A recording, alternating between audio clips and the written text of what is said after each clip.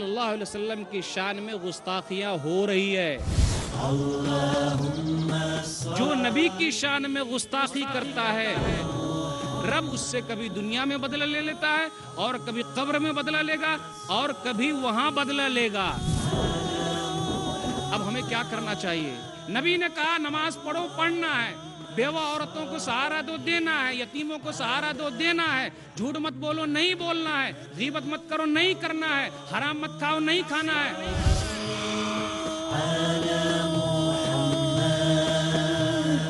اللہم صلی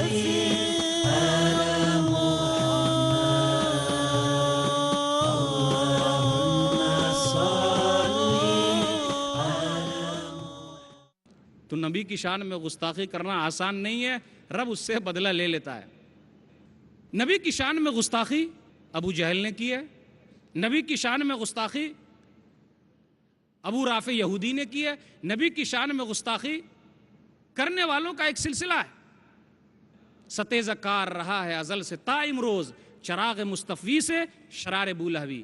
توحید اور شرک کی بات جہاں بھی ہوگی اسی وقت سے حق و باطل کی لڑائی چلی آ رہی ہے۔ جب نبی صلی اللہ علیہ وسلم کا چراغ جلا تو ابو لہب جیسا آدمی اٹھا اور نبی کی شان میں گستاخی کی۔ تو ہم اور آپ یہ سمجھ رہے ہیں کہ آج ڈنمارک کے اخبار نے جو گستاخی کی ہے یہ کوئی نئی چیز ہے؟ جی نہیں، ہرگز نہیں۔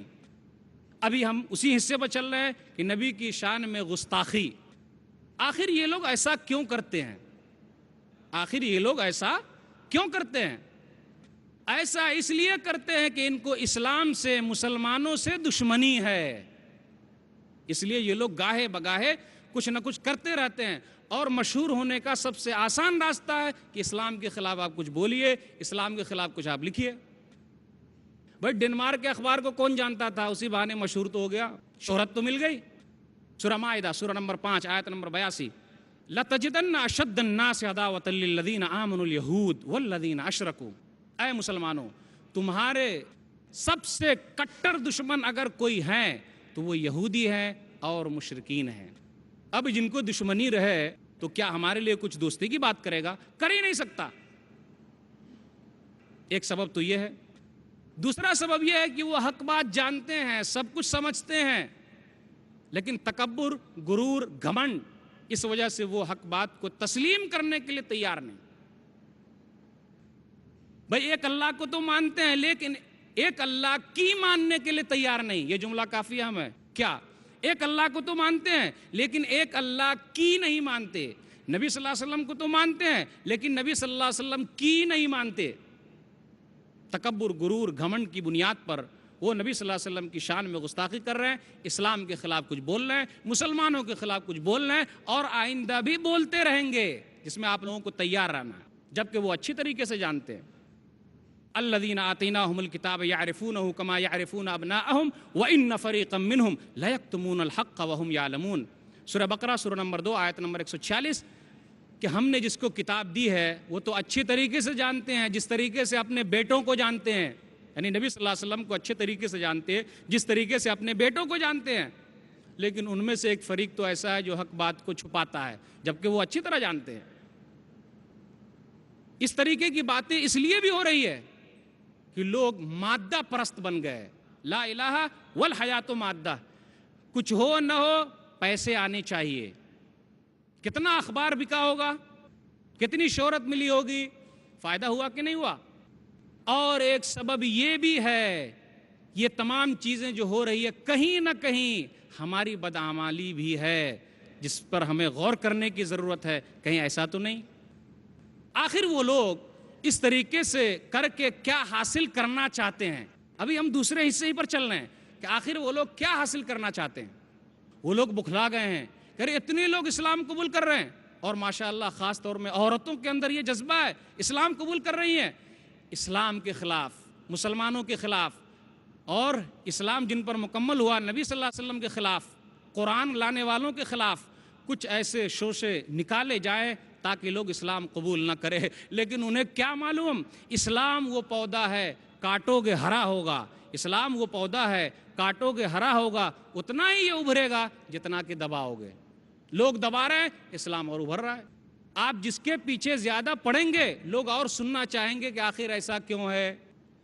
ایک سبب یہ بھی ہے کہ یہ لوگ ان مسلمانوں کو لیتے جن کا ایمان کمزور ہے تاکہ ان کو بھٹکا دیا جائے، لیکن انہیں کیا معلوم کہ یہ دین اللہ کا ہے اور اللہ تعالیٰ اپنے دین کو غالب کر کے رہے گا، چاہے جو ہو جائے، چاہے جو ہو جائے وہ اپنے دین کو غالب کر کے رہے گا۔ رب نے کہا سورہ توبہ سورہ نمبر 9 آیت نمبر 33، سورہ فتح سورہ نمبر 48 آیت نمبر 28، سورہ صف سورہ نمبر 61 آیت نمبر 9، هو الذی ارسل رسولہ بالہدی ودین الحق لیظہرہ علی الدین کلہ، وہ اللہ جس نے اپنے رسول کو ہدایت کے ساتھ اور دین حق کے ساتھ بھیجا ہے تاکہ تمام دینوں پر اس کو غالب کر دے۔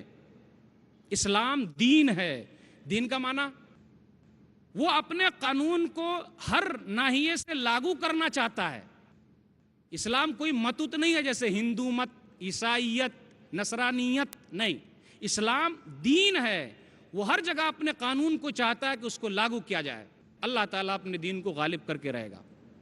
نبی صلی اللہ علیہ وسلم نے ارشاد فرمایا، مسند احمد جلد نمبر 4 صفحہ نمبر 103، لَيَبْلُغُنَّ هَذَا الْأَمْرُ مَا بَلَغَ اللَّيْلُ وَالنَّهَارُ، یہ دین پھیلتا جائے گا، پہنچتا جائے گا جس طریقے سے دن اور رات آتے جاتے ہیں۔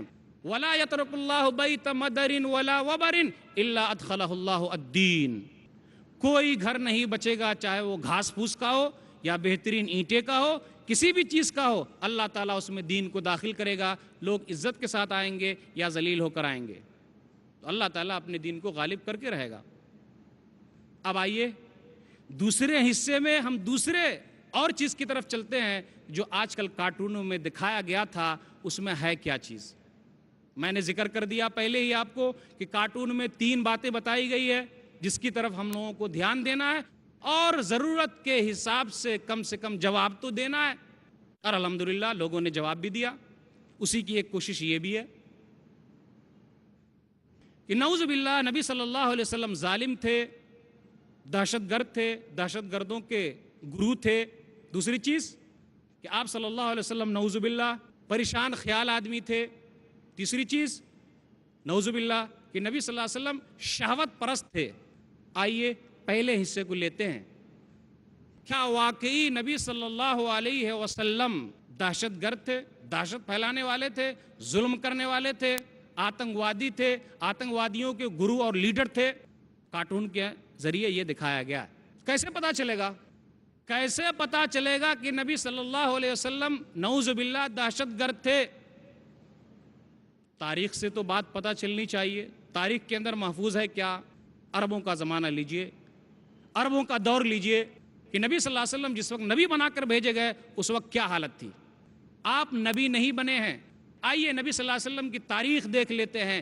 کیا نبی بننے سے پہلے بھی آپ کے پاس کوئی ریکارڈ موجود ہے جس سے یہ ظاہر ہو سکے کہ نبی صلی اللہ علیہ وسلم نعوذ باللہ دہشت گرد تھے؟ ایک مثال دینا چاہوں گا۔ ایک مرتبہ مکہ میں سیلاب آیا، خانہ کعبہ ڈھہ گیا، حجر اسود کو اس کے اصلی مقام پر رکھنا ہے، حجر اسود کو اس کے اصلی مقام پر رکھنا ہے۔ تمام قبیلوں نے اپنی اپنی انگلیاں ڈبوئی خون میں اور کہا میرا قبیلہ رکھے گا، میرا قبیلہ رکھے گا، میرا قبیلہ رکھے گا، اس حجر اسود کو اٹھا کر میرا قبیلہ رکھے گا۔ تمام لوگوں میں ٹھن گئی، قریب تھے کہ لڑ جاتے، لیکن ایک آدمی تھا وہ کافی ہوشیار تھا، اس نے کہا اس کا حل تو ایک ہی ہے، وہ کیا؟ کل صبح جو خانہ کعبہ میں آئے گا وہ جو فیصلہ کر دے ہم تمام لوگ ماننے کے لیے تیار۔ آئیے دیکھتے ہیں جن کو یہ لوگ دہشت گردوں کا گرو کہہ رہے ہیں، کون پہنچ رہا ہے خانہ کعبہ میں پہلے؟ صبح کے وقت نبی صلی اللہ علیہ وسلم خانہ کعبہ میں پہلے موجود ہیں۔ تمام لوگوں نے دیکھا اور کیا کہا؟ آپ سچے ہیں، خوش ہو گئے، کہا نبی جو فیصلہ کریں گے ہم یہ فیصلے کو ماننے کے لیے تیار۔ ابھی نبی نہیں بنے ہیں، دہشت گردی کا الزام لگا رہے ہیں کہ آپ نے لوگوں کے دلوں کو توڑ دیا۔ نہیں، توڑا نہیں بلکہ جوڑا ہے۔ کیا فیصلہ کیا ہوگا وہ فیصلہ بھی آپ کو معلوم ہے۔ ایک چادر منگائی، تمام قبیلوں کے سرداروں سے کہا آپ یہاں پکڑیے، آپ یہاں پکڑیے، آپ یہاں پکڑیے، آپ یہاں پکڑیے۔ تمام لوگوں کی طرف سے نمائندگی ہو گئی، تمام قبیلوں کی طرف سے نمائندگی ہو گئی۔ اٹھایا گیا، حجر اسود کو نبی صلی اللہ علیہ وسلم نے اٹھا کر اس کے اصلی مقام پر رکھ دیا، تاریخ کے اندر موجود ہے۔ ارے لوگوں کو ملانے والا نبی، لوگوں کو ایک ساتھ جوڑنے والا نبی تو دہشت گرد، لیکن جو لوگ دوسروں کو توڑتے چلے جا رہے ہیں، مارتے چلے جا رہے ہیں، وہ لوگ دہشت گرد نہیں ہیں، امن پسند ہے۔ آئیے نبی بننے کے بعد دیکھتے ہیں کہ آپ کے پاس کیا کوئی دہشت گردی کا ریکارڈ ہے جس کے ذریعے ہم یہ ثابت کر سکے کہ نبی صلی اللہ علیہ وسلم نعوذ باللہ دہشت گرد تھے۔ اسلام کی دعوت آپ دینے کے لیے اٹھے، توحید کی بات کی آپ نے، مکہ والوں نے کیا کہا؟ پاگل، دیوانہ، مجنون، شاعر ہے یہ، دیوانہ ہے، دل برداشتہ ہو گئے۔ اس سے کیا پتا چلتا ہے کہ ایک دعوت و تبلیغ کرنے والے آدمی کو لوگ پاگل کہیں گے، دیوانہ کہیں گے، اسے ستائیں گے، پریشان کریں گے اور کبھی ماریں گے بھی۔ گئے طائف، گئے، واقعہ ہے، حدیثوں کے اندر آیا، صحیح مسلم کتاب الجہاد، کتاب نمبر 32، باب نمبر 39، حدیث نمبر 1795۔ طائف والوں نے اسلام قبول نہیں کیا، الٹا کیا کر دیا؟ چلو بھیا ہم قبول نہیں کریں گے، چلے گا، لیکن گنڈوں کو بھی لگا دیا، لگائے، آواز کستے تو چلتا، پتھر سے مار کھائے، مارا گیا نبی کو۔ پہنچے قرن منازل پر، رکے، فرشتہ آیا۔ کس کا فرشتہ؟ پہاڑ کا فرشتہ آیا اور کہا رب نے آپ کی یہ تمام باتیں دیکھ لی ہے، اسے معلوم ہے، مجھے بھیجا ہے، ان شئت اطبقت علیہم الاخشبین، اگر آپ حکم دیں میں تو ان لوگوں کو دو پہاڑوں کے درمیان رکھوں اور پیس دوں۔ نبی صلی اللہ علیہ وسلم نے کون سا جملہ استعمال کیا جس کو دہشت گرد کہا جا رہا ہے، ظالم کہا جا رہا ہے؟ بل ارجو ان یخرج اللہ تعالی من اصلابہم من یعبد اللہ وحدہ لا یشرک بہ شیئا، مجھے امید ہے کہ اللہ تعالیٰ ان کی نسل سے ان لوگوں کو نکالے گا جو ایک اللہ کو ماننے والے ہوں گے اور اللہ کے ساتھ کسی کو شریک نہ کریں گے۔ حفیظ جالندھری نے کہا تھا، دعا مانگی الہی قوم کو چشم بصیرت دے، الہی رحم کر ان پر، انہیں نور ہدایت دے، جہالت ہی نے رکھا ہے صداقت کے خلاف ان کو، بیچارے بے خبر انجان ہیں، کر دے معاف ان کو، فراخی ہمتوں کو روشنی دے ان کے سینوں کو، کنارے پر لگا دے ڈوبنے والے سفینوں کو، الہی رحم کر، الہی رحم کر، الہی رحم کر کوہ سارے طائف کے مکینوں پر، الہی پھول برسا پتھر والی زمینوں پر۔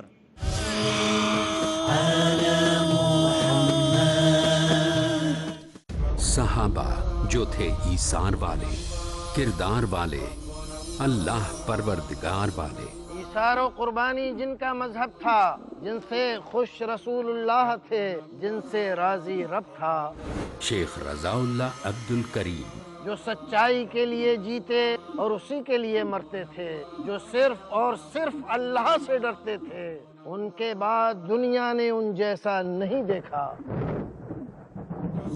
کیسی تھی صبح و شام صحابہ، دیکھیے مقام صحابہ، ہر پیر شام 4 بجے اور دوبارہ صبح 4:30 بجے انڈیا میں پیس ٹی وی اردو پر۔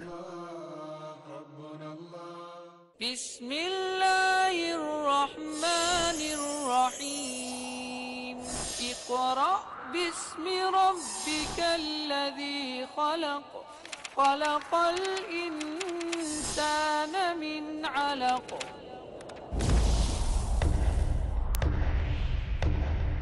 کیا ہے اللہ کا کلام، کیا ہے بندوں کے لیے پیغام، کیا ہے مقصد حیات، سمجھیے وضاحت کے ساتھ تاکہ نجات ملے تاریکیوں سے، نور پھوٹے زندگیوں سے۔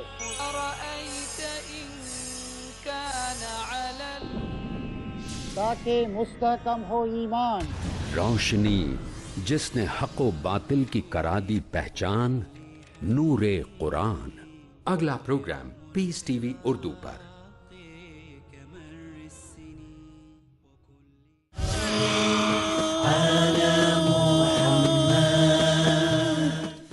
ابھی ایک واقعہ اور بیان کروں گا، پھر اس کے بعد آپ سے پوچھوں گا۔ غزوہ احد، صحیح مسلم کتاب الجہاد، کتاب نمبر 32، باب نمبر 37، حدیث نمبر 1792۔ دانت نبی کے توڑ دیے گئے، دانت ٹوٹ جانے کے بعد اگر آج ہمارا کوئی دانت توڑ دے تو ہم پہلے اس کا دانت توڑیں گے، پھر جو ہوگا دیکھیں گے۔ دانت توڑ دیا گیا، کیا کہا اس کے بعد؟ رب اغفر لقومی فإنہم لا یعلمون، میرے رب میری قوم کو بخش دے کیونکہ یہ قوم نہیں جانتی ہے۔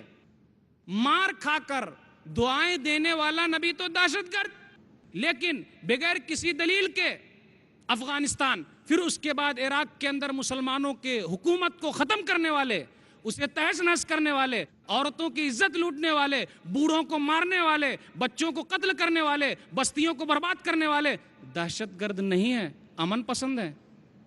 کہتے ہیں کہ جی ہمیں جہاد فی سبیل اللہ کا فلسفہ سمجھ میں نہیں آتا، نبی صلی اللہ علیہ وسلم جو جہاد فی سبیل اللہ کا فلسفہ بتایا ہے وہ غلط ہے۔ ارے 13 سال تک مکے میں پستے رہے، کیا اسلام یوں ہی بتا دے گا، یوں ہی یہ کر دے گا کہ بھئی کسی کو مار دیا جائے؟ بالکل نہیں۔ ارے پہلے جہاد فی سبیل اللہ کے فلسفے کو سمجھو، کیا ہے وہ؟ ایک جان کی قیمت بہت زیادہ ہے۔ سورہ مائدہ سورہ نمبر 5 آیت نمبر 32، من قتل نفسا بغیر نفس او فساد فی الارض فکأنما قتل الناس جميعا ومن احیاها فکأنما احیا الناس جميعا۔ ایک کو مار دیا، ناحق مار دیا، تمام لوگوں کو مار دیا۔ ہے کوئی کتاب کے اندر ایک کو بچا لیا، تمام لوگوں کو بچا لیا؟ ہے کسی کا لایا ہوا یہ فلسفہ؟ نہیں نہیں نہیں۔ ہتھیار اٹھانے کی اجازت کب دی ہے؟ یوں ہی پاگل تھوڑے نہ کسی کو مارتے رہیں گے۔ بھائی آپ کو کسی نے مارا ہے کیا؟ آپ کے پڑوسی لوگ مسلمان ہو سکتے ہیں، کیا مارا ہے کیا؟ مار ہی نہیں سکتے، کیوں ماریں گے؟ بھائی دفاع کرنے کا ہر ایک کو حق ہے، کیا چوڑی پہن کے بیٹھے رہیں گے گھر پہ؟ آئیے، کب اسلام نے حکم دیا ہے ایسا کرنے کے لیے؟ اذن للذین یقاتلون بانہم ظلموا وان اللہ علی نصرہم لقدیر الذین اخرجوا من دیارہم بغیر حق الا ان یقولوا ربنا اللہ۔ سورہ حج سورہ نمبر 22 آیت نمبر 39 آیت نمبر 40۔ مکہ میں پستے رہے 13 سال تک مسلمان، اب حکم ہو رہا ہے مدینے کے اندر، بھائی جن کو نکال دیا گیا اپنے گھروں سے، غور کیجئے، گھروں سے نکالنے والے دہشت گرد نہیں، جن کو نکالا جا رہا وہی دہشت گرد۔ اگر فلسطین کے اندر فلسطینی اپنے دفاع میں ہتھیار اٹھائے دہشت گرد، لیکن مہمان بن کر جانے والے اسرائیلی دہشت گرد نہیں ہے۔ عراق کے اندر عراقی اپنے دفاع میں ہتھیار اٹھائے دہشت گرد، لیکن اس پر حملہ کرنے والے کون؟ امن پسند۔ افغانستان کے اندر افغانی لوگ اپنی دفاع میں اٹھنے والے دہشت گرد اور حملہ کرنے والے امن پسند۔ یہی پیمانہ ہے انصاف کا۔ جنگ کا میدان ہے، کیا حکم ہے نبی صلی اللہ علیہ وسلم کا جو صحابہ کو سکھلایا ہے؟ غور کرنے کا مقام ہے۔ موطا کتاب الجہاد کتاب نمبر 1 باب نمبر 3 حدیث نمبر 10، ابو بکر صدیق رضی اللہ تعالیٰ عنہ نے اپنے ایک کمانڈر یزید بن ابی سفیان کو بھیجا اور کہا لا تقتلن امرأۃ، کسی عورت کو قتل مت کرنا، ولا صبیًا، بچوں کو مت مارنا، بوڑھوں کو مت مارنا، پھلدار درختوں کو نہ کاٹنا، بستیوں کو برباد نہ کرنا۔ اب آئیے، یہ تعلیم دینے والا نبی، یہ تعلیم دینے والا نبی تو دہشت گرد، لیکن عورتوں کو مارنے والے، بچوں کو قتل کرنے والے، بوڑھوں کو قتل کرنے والے، بستیوں کو برباد کرنے والے، تہس نہس کر دینے والے دہشت گرد نہیں ہے، امن پسند۔ کیا یہی پیمانہ ہے انصاف کا؟ اب قیدی بنا دیا گیا۔ دیکھیے اسلام کے اندر قیدیوں کی عزت کتنی زیادہ ہے، اور مجھے کہنے دیجئے کافی درد بھری داستان ہے، کافی درد بھری داستان ہے، کم سے کم بول کر تو اپنے دل کو کچھ نہ کچھ تسلی حاصل کر لیا جائے۔ قیدی بنا کر لائے گئے، کون لوگ؟ مسلمانوں کے ہاں لائے گئے، کافر لوگ 70 لوگ لائے گئے۔ کتنا احترام کیا مسلمانوں نے، خود الگ چیز کھایا، ان کو اچھا کھلایا، کپڑے پہنائے، اور جن کو پڑھنا لکھنا آتا تھا پڑھا لکھا دو، چلو چھوٹ جاؤ، چھوڑ دیا۔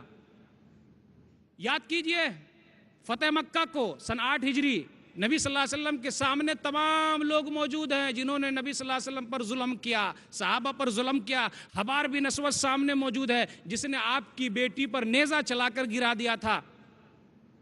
وحشی بن حرب موجود ہے جس نے آپ کے چچا پر تیر چلایا تھا۔ یہ ہند بن عتبہ عورت موجود ہے سامنے جس نے آپ کے چچا کا کلیجہ نکال کر چبایا تھا۔ تمام کے تمام لوگ موجود، قیدی کی صورت میں ہے، لیکن نبی صلی اللہ علیہ وسلم کا اعلان کیا؟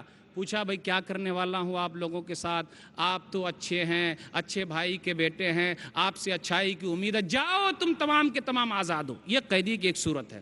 اب آئیے ان امن پسندوں کو دیکھیں جو امن پسندی کی بات کرتے ہیں کہ جی ہم تو امن پرست ہیں، امن پسند ہیں، ہم تو شانتی لانا چاہتے ہیں، دہشت گردی ختم کرنا چاہتے ہیں۔ ان کی تاریخ کیا ہے؟ غور کیجئے ان کی تاریخ کو۔ بوسنیا کا جو واقعہ ہوا ہے، گجرات کا جو واقعہ ہوا ہے، دل نہیں چاہتا کہ کچھ جملے بیان کیے جائیں، کیونکہ اب وہ دل رہا ہی نہیں، اتنا مردہ ہو چکا ہے کہ کچھ بیان کیا جائے۔ کیا ان کے ماؤں نے جنم نہیں دیا تھا؟ کیا ان کے پاس بہنیں نہیں تھی؟ کیا ان کے پاس بیٹیاں نہیں تھی؟ ارے دل میں کچھ بھی رحم نہیں؟ زندہ انسانوں کے کھال کھینچ لینے والے یہ لوگ دہشت گرد نہیں ہیں بوسنیا کے اندر؟ عورتوں کی عزت لوٹنے والے ماؤں کو نہیں دیکھا؟ ارے نیزہ پیٹ میں گھبو کر اور بچوں کو اچھالنے والے دہشت گرد نہیں ہیں، امن پسند ہے؟ ارے انسانوں کو جلانے والے امن پسند ہے، دہشت گرد نہیں ہے؟ کہنے دیجئے مجھے، بات کرتے ہیں امن پسندی کی۔ قیدی بنا کر رکھا، کون نہیں جانتا؟ کیوبا کی گنتانامو بھی جیل، کیا حال ہوا مسلمانوں پر، کیا ظلم کیا گیا؟ اسرائیل کے اندر دیکھیے فلسطینیوں پر کیا ظلم ہو رہا ہے۔ ابو غریب جیل عراق کے اندر کیا ہوا؟ ننگے انسانوں کے مینار بنانے والے پورے گنبد بنا دیے گئے، ننگے کر دیے گئے۔ ایسا کرنے والے امن پسند ہیں، دہشت گرد نہیں ہیں۔ اور جن کو کیا جا رہا ہے وہی دہشت گرد ہیں۔ ارے کتوں سے بھکوانے والے امن پسند ہیں۔ کیا کہوں اور کیا چھوڑوں؟ یہ درد بھری داستان بیان نہیں کی جا سکتی، لیکن کچھ نہ کچھ تو کرنا پڑے گا کہ یہ قیدی ہمارے ایسے تھے کہ ہم نے عزت دی اور تم نے کیا کیا، پھر بھی تم اپنے آپ کو کہتے ہو کہ ہم امن پسند ہیں۔ ارے جنگ میں مارے گئے، کتنے مرے؟ نبی صلی اللہ علیہ وسلم نے جتنی جنگیں لڑی ہے، ارے زیادہ سے زیادہ لے لیتے ہیں 1000 مرے ہوں گے، اور کیا۔ پہلی جنگ عظیم جو 1914 سے 1918 تک لڑی گئی، 75 لاکھ لوگ مارے گئے۔ ان کو مارنے والے دہشت گرد نہیں ہے، امن پسند۔ 422 جو مارے نا وہ لوگ دہشت گرد۔ ارے بھائی دونوں طرف سے مرے ہیں۔ دوسری جنگ عظیم ہوئی 1939 سے 1945 تک، 4.5 کروڑ لوگ مارے گئے۔ ان کو مارنے والے لوگ امن پسند، دہشت گرد نہیں ہے۔ امن ہی کے دیوتاؤں کے اشارے پر حفیظ جنگ کی دیوی کھلے شہروں پر برساتی ہے آگ۔ کیا کہوں کیا چھوڑوں؟ ارے بچوں کو ذبح کر کر کے ماں باپ کو ان کے خون پینے پر مجبور کرنے والے دہشت گرد نہیں ہے۔ اب آئیے میں بات کرتا ہوں دوسری قسم کی کہ کارٹون کے اندر کیا دکھایا گیا۔ یہ نہیں دکھایا گیا کہ نبی صلی اللہ علیہ وسلم ایک خیالی آدمی ہے، ان کے دماغ میں کچھ آ گیا اس لیے وہ بک رہے ہیں۔ ہم اور آپ اگر یہ بات کہیں گے نا کہ واقعی یہ آدمی بک رہا ہے تو کوئی آدمی بات نہیں مانے گا۔ آئیے پوچھ لیتے ہیں اس آدمی سے جو جھاڑ پھونک جانتے ہیں، کیا واقعی یہ آدمی بک رہا ہے کیا، یا پھر کوئی حقیقت ہے؟ میں ایک حدیث کے حوالے سے آپ کے سامنے یہ بات رکھنا چاہوں گا۔ صحیح مسلم کتاب الجمعہ کتاب نمبر 7 باب نمبر 13 حدیث نمبر 868۔ زماد رضی اللہ تعالیٰ عنہ جو ازد شنوہ کے رہنے والے تھے، انہیں پتا چلا جب مکہ آئے کہ کہا جا رہا ہے کہ یہ نبی جو ہے نا پاگل ہے، دیوانے ہیں، مجنون ہے۔ اب وہ جھاڑ پھونک جانتے تھے۔ اوہو کاش کہ محمد سے میری ملاقات ہو جاتی تو میں اس کو صحیح کر دیتا۔ کاش کاش کاش اتفاق سے نبی صلی اللہ علیہ وسلم سے ملاقات ہو گئی۔ کہا میں تو جھاڑ پھونک اچھی طرح سے جانتا ہوں، میں نے سنا ہے آپ پر کچھ جادو ٹونا ہو گیا ہے، اس لیے آپ بہکی بہکی باتیں کر رہے ہیں۔ دیکھیے نبی کیا پڑھتے ہیں، ان الحمد للہ نحمدہ ونستعینہ من یہدہ اللہ فلا مضل لہ ومن یضلل فلا ہادی لہ واشہد ان لا الہ الا اللہ وحدہ لا شریک لہ وان محمدا عبدہ ورسولہ اما بعد فان خیر الحدیث کتاب اللہ۔ یہ نہیں پڑھا اما بعد تک۔ اب زماد کے جو کان ہیں نا وہ کھڑے ہو گئے اور تیسری حصے وہ سوچنے لگے، اب ان کی تیسری آنکھ کھل گئی۔ اوہو پھر پڑھیے عید علیہ کلماتک ہؤلاء، پھر پڑھیے۔ نبی نے 3 مرتبہ پڑھ کے سنایا۔ اب دل جو ہے وہ کہاں جا رہا ہے؟ لقد سمعت قول الکہنۃ وقول السحرۃ وقول الشعراء ما سمعت مثل کلماتک ہؤلاء لقد بلغنا نعوس البحر۔ میں نے شاعروں کے کلام سنے ہیں، نجومیوں کے کلام سنے ہیں، پاگلوں کے کلام سنے ہیں. ارے یہ باتیں تو ایسی ہے جو سمندر کے تہ تک میں جا رہی ہے. سمندر کی تہ میں جائے گی پہلے، اب وہ دل کی تہ میں جا رہی ہے. کہنے کے لیے تیار ہو گئے، ہاتھی یدک وبایعک علی الاسلام، اے نبی آپ ہاتھ آگے بڑھائیے، میں مسلمان ہونا چاہتا ہوں. ضماد غور کیجئے، گئے تھے نبی کا علاج کرنے، الحمدللہ اپنا علاج کروا کے آ گئے. الحمدللہ کافی اچھی بات ہے. کاش کہ یہ آدمی بھی جو نبی کی شان میں گستاخی کر رہا ہے، نبی کی سیرت پڑھ لے اور اسی طرح اپنا علاج کر لے.